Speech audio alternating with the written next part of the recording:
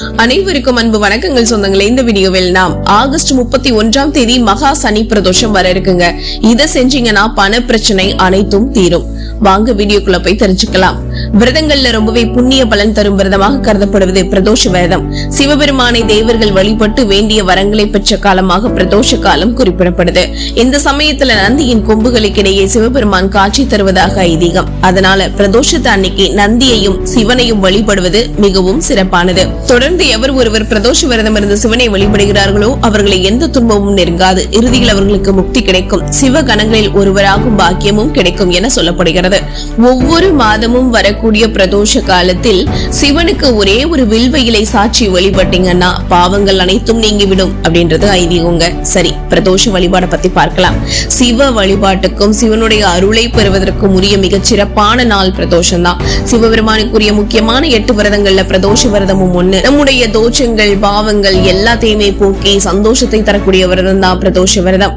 ஒவ்வொரு மாதமும் 2 பிரதோஷம் வரும். அமாவாசை மற்றும் பௌர்ணமிக்கு பிறகு வரும். தியோதசி திதி அன்னைக்கு வரக்கூடிய மாலை 4:30 இருந்து 6 மணி வரையிலான நேரத்தையே பிரதோஷ காலம் அப்படின்னு சொல்றோம். பிரதோஷ காலங்களில் மற்ற கிழமைகள்ல வர பிரதோஷத்தை விட சனிக்கிழமையில் வரக்கூடிய பிரதோஷம் ரொம்பவே உயர்வானதா சொல்லப்படுதுங்க. இதை சனி மகா பிரதோஷம் அப்படின்னு குறிப்பாங்க.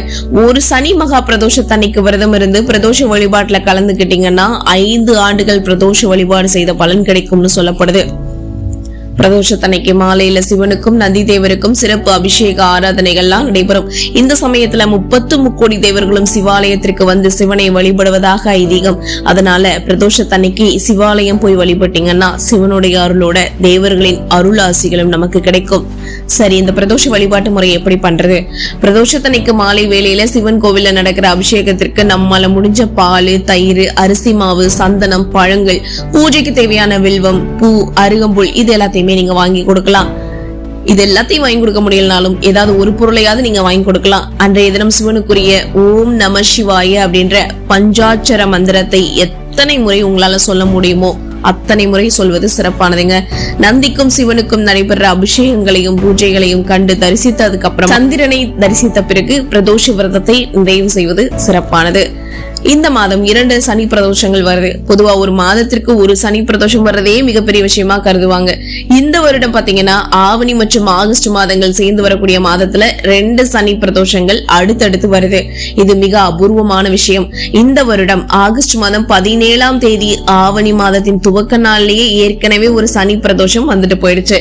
இந்த நிலையில ஆகஸ்ட் மாதத்தோட நிறைவு நாளான ஆகஸ்ட் 31ஆம் தேதி மற்றும் ஆவணி 15ஆம் தேதியான அன்று மற்றொரு சனி பிரதோஷம் வருதுங்க.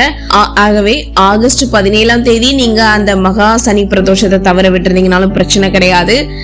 இந்த வரக்கூடிய ஆகஸ்ட் 31ஆம் தேதியான சனிக்கிழமை அன்னைக்கு இந்த சனி பிரதோஷத்தை நீங்க பயன்படுத்தி சிவபெருமானை வழிபட்டு அவருடைய அருள் ஆசிகளை பெற்றுக்கோங்க. சரிங்க, எப்படிங்க பண பிரச்சனை தீரும்?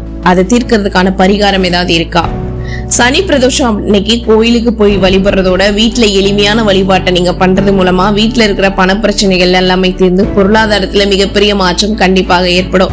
பிரதோஷ வழிபாட்டை நிறைவு செஞ்சதுக்கு அப்புறம் வீட்டோட பூஜை அறையில விளக்கேற்றி வச்சுட்டு ஒரு சின்ன கிண்ணத்துல டைமண்ட் கற்கண்டுன்னு சொல்லுவாங்க இல்லையா, அந்த கட்டி கற்கண்டுலாம் இருக்கும்ல, அது வாங்கி அது மேல 5 கிராம்பு அதை சொருகி வைங்க. அதுக்கு பிறகு சிவபெருமான் கிட்ட உங்க மனசுல உள்ள கஷ்டம், வேண்டுதல் இது எல்லாத்தையுமே சொல்லி மனதார வழிபடுங்க. இந்த கற்கண்டு மற்றும் கிராம்பை இரவு முழுக்க அப்படியே வச்சிடுங்க. மறுநாள் இந்த 5 கிராம்பு இருக்கு இல்லையா, அதை எடுத்து வீட்டுல பணம் நகை வைக்கக்கூடிய இடங்கள், பஸ், அலுவலகத்துல பாத்தீங்கன்னா வேலை இல்லைன்னா தொழில் செய்யற இடம், இது எல்லாத்தையும் நீங்க ஒவ்வொன்னா வச்சுக்கலாம். டைமண்ட் கற்கண்டுகளை பொடியாக்கியோ இல்ல அப்படியே வீட்டு பக்கத்துல உள்ள மரத்தடியில இருக்கிற எறும்பு புத்துல நீங்க போட்டுடுங்க. இதனால வீட்டுல மகிழ்ச்சியான நிலை, பணவரவு இது எல்லாமே அதிகரிக்கும். எறும்பு புத்துல போடுறது மூலமா அந்த எறும்புகள் சாப்பிடும் இல்லையா, அது பசியாரும். அந்த பசியாச்சு கூட அதனாலதான் கோலம் கூட அந்த மாவுல, பச்சரிசி மாவுல போட சொல்றோம். சரிங்களா, இதை நீங்க கடைபிடிச்சாலே போதும், உங்களுடைய பண பிரச்சனை அனைத்தும் தீரும். அது வரக்கூடிய சனி மகா பிரதோஷத்துல இதை பண்ணும்போது நிறைய புண்ணியங்கள் நம்மள சேரும் சொல்லி இந்த வீடியோ நான் நிறைவு செஞ்சுக்கிறேன். இந்த வீடியோ உங்களுக்கு பயனுள்ள நினைச்சுக்கா லைக் பண்ணுங்க. நிறைய பேருக்கு பயன்பெறும் நினைச்சீங்கன்னா ஷேர் பண்ணுங்க. மேலும் நீங்க இந்த சனி மகா பிரதோஷத்துக்கு ஆகா நான் ஒரு பிரதோஷத்தை தவற விட்டேங்க, ஆனா இந்த சனி மகா பிரதோஷத்தை தவறவே விட மாட்டேன் அப்படின்னு நீங்க நினைச்சீங்கன்னா ஓம் நம சிவாய அந்த சிவனுடைய மந்திரத்தை, பஞ்சாட்சர மந்திரம் இருக்கு இல்லையா, சிவனை நினைத்து அந்த பஞ்சாட்சர மந்திரத்தை நீங்க அதுல குறிப்பிடுங்க. அது மட்டும் இல்ல, நீங்க எந்த கோயிலுக்கு போக போறீங்க, சிவன் கோயிலுக்கு, அதையும் மறக்காம கமெண்ட் பாக்ஸ்ல சொல்லுங்க, நாங்களும் தெரிஞ்சுக்கிறோம். மேலும் இது போன்ற அருமையான ஆன்மீக வீடியோக்களுக்கு நீங்க நம்மளுடைய சேனலை சப்ஸ்கிரைப் பண்ணி சப்போர்ட் பண்ணுங்க. மீண்டும் சந்திக்கலாம் சொந்தங்களே. நமது சந்திப்புகள் அனைத்தும் சந்தர்ப்பமாகும் பொழுது அதுவரை நன்றி, வணக்கம்.